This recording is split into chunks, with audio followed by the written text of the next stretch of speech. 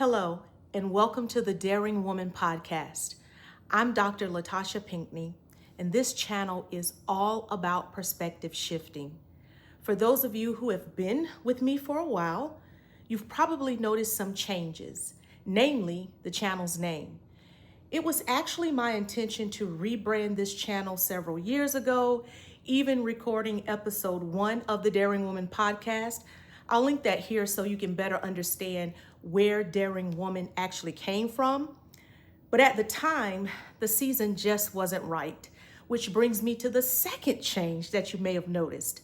The doctor that now accompanies my name, having recently earned my doctorate in counseling and psychological studies, yay me.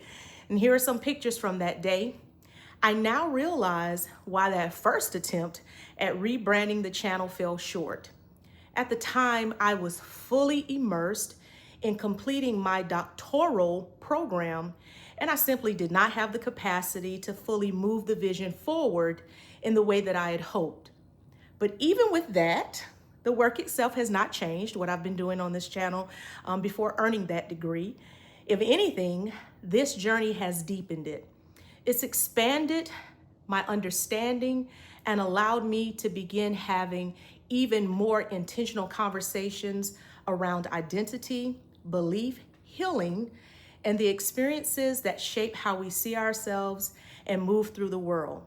As a facilitator of belief transformation, that's who I am. I help others understand and to make sense of their experiences so that they can move their lives forward with clarity and intention. So whether you've been here for a while or you're new, welcome to the channel. Now let's get into it. So I've been thinking a lot lately about why some experiences stay with us for years, not just in memory, because of course we all remember different things from our lives, but I mean the kinds of experiences that seem to linger emotionally, the ones that somehow continue shaping the way we see ourselves, others, or other people rather, and even the world long after that moment has passed. And I think for a time, I underestimated just how much our experiences, especially the earlier ones, influence us. And this isn't always in obvious ways, but quietly, subtle influences operating just beneath the surface of our awareness. Because sometimes when we think we've moved on simply because time has passed, but the reality is that some experiences don't just live in memory, they live in perception, the way we see ourselves, the world, and others. They live in our expectation. They live in the meanings we attach to what happened. And as humans, we are meaning-making beings. We're always trying to make sense of our experiences. And often, they live in the beliefs we formed about ourselves because of what happened. And so that's actually one of the reasons that I became so interested in the subject of limiting beliefs and perspective shifting in the first place. Because when I began really reflecting on my own life, I realized that there were certain beliefs I held about myself that I had been carrying for years, and I'm sure I'm not the only one. Beliefs that shaped the way I moved through the world, the way that I interpreted situations, and even the way that I saw my own worth. And what I eventually discovered was that many of those beliefs didn't begin in adulthood, they had begun much earlier. So this is a topic that I've been discussing for a number of years, the information and the power that our past holds. And the story from my own life that immediately comes to mind took place when I was around 8 years old. I came home one day to discover that my aunt and cousins had moved away unexpectedly. So let me give you some context. When I was younger, I lived with my grandmother, my aunt, her children, my cousins, who were more like my siblings, and their dad, my uncle, my grandmother's son, of course, whenever he decided to grace us with his appearance. So that was the context of my early living situation. So earlier that day, I had been sent to a neighbor's house. My cousin and I, remember, we were more like siblings. We'd been bickering, the things that siblings do. And so my aunt sent me to a neighbor's house. And because we lived in a very close-knit community, nothing about that felt unusual at the time. But when I came back home, everything was different. I remember walking from room to room, realizing that all of their belongings were gone.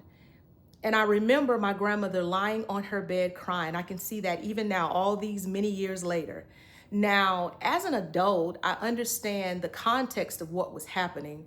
I understand the complexity of the situation, and I understand that there were adult realities unfolding that had absolutely nothing to do with me. But at 8 years old, I didn't have the emotional maturity or understanding to process it that way. And what I realize now is that children are constantly interpreting experiences without having the tools to interpret them accurately. So while the event itself was one thing, the meaning that I attached to that event became something altogether different. So what formed in me during that moment was the belief that I was unwanted, that people left because I was unlovable, that somehow I wasn't enough to stay for. Now, logically, that wasn't true, but emotionally, it became true to me. And I think that's important because many of us are living from beliefs that were formed in moments where we lacked the understanding, maturity, language, or emotional support to interpret what was happening accurately. So often, we think we are responding to present day situations when in reality, we are responding through old beliefs, old wounds, old interpretations. And sometimes what lingers is not just the experience itself. Sometimes what lingers is the meaning that we assign to it. And I think that distinction matters because two people can go through similar experiences and walk away carrying entirely different beliefs about themselves, depending on how they interpreted what happened. One person may internalize, I'm not worth it. Another, I have to earn love. Another, I can't trust people. Another, I have to become everything for everyone so people won't leave. And that's where I found myself. And these beliefs don't just sit quietly in the background. No, they shape relationships, choices, boundaries, self-worth, how we handle conflict, how we receive love, and how we respond to disappointment, even how we see God, ourselves, and the future. And for many years, I don't think I fully understood just how much perception shapes reality. Not objective reality necessarily, but lived reality. Because if a person believes they are unworthy, unloved, unseen, or not enough, they often begin interacting with life through that lens, whether they realize it or not. And this is why I believe perspective shifting matters so deeply. Not because we deny painful experiences, not because we pretend that things didn't hurt, and not because we force positivity onto difficult situations, but because sometimes healing begins when we revisit the meaning we attach to what happened. I think there's a difference between acknowledging pain and building identity around it.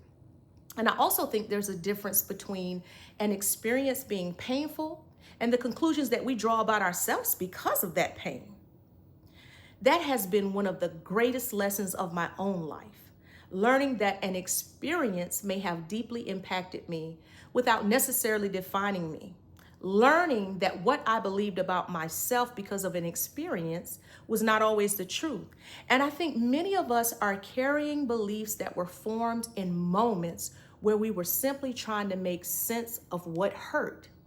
I also think this is why certain experiences stay with us for years, because they were never just experiences. They became reference points. They became emotional anchors. They became part of the story we told ourselves about who we are. And over time, if those beliefs go unexamined, they can quietly become limitations, not because we lack capability, not because we lack value, but because we are still seeing ourselves through interpretations formed years earlier. One of the things I've come to believe is that perspective shifting is not about rewriting history. It's about learning to revisit our experiences with greater awareness, compassion, maturity, and truth. It's asking, what did this experience teach me? What did I make this mean about me? Is that belief actually true? Did I interpret this through the understanding of a wounded version of myself? What if there's another way to see this? And I think this matters because when we begin changing perspective, we begin changing possibility. Not overnight, and not perfectly, but slowly. Because sometimes freedom begins when we separate the experience from the identity we formed around it. And maybe that's where I'll leave this conversation today. Maybe some experiences stay with us for years because they shaped more than memory. Maybe they shaped our identity, expectation, and perception and belief.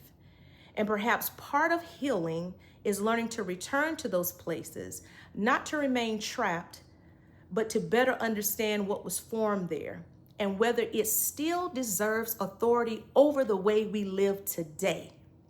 So if you've been carrying experiences that still seem emotionally present years later, maybe the question is not simply, why can't I let this go? Maybe the deeper question is, what did this teach me to believe about myself? And if that belief is not true, perhaps healing begins with learning how to see yourself differently. First, I want to thank you all for joining me for this conversation. And of course, if it resonated with you, I'd love for you to share your thoughts in the comments. And of course, please like and share with any and all who you think would get something from these messages and teachings that I share. But until next time, I'll see you in the next conversation. Take care. Goodbye.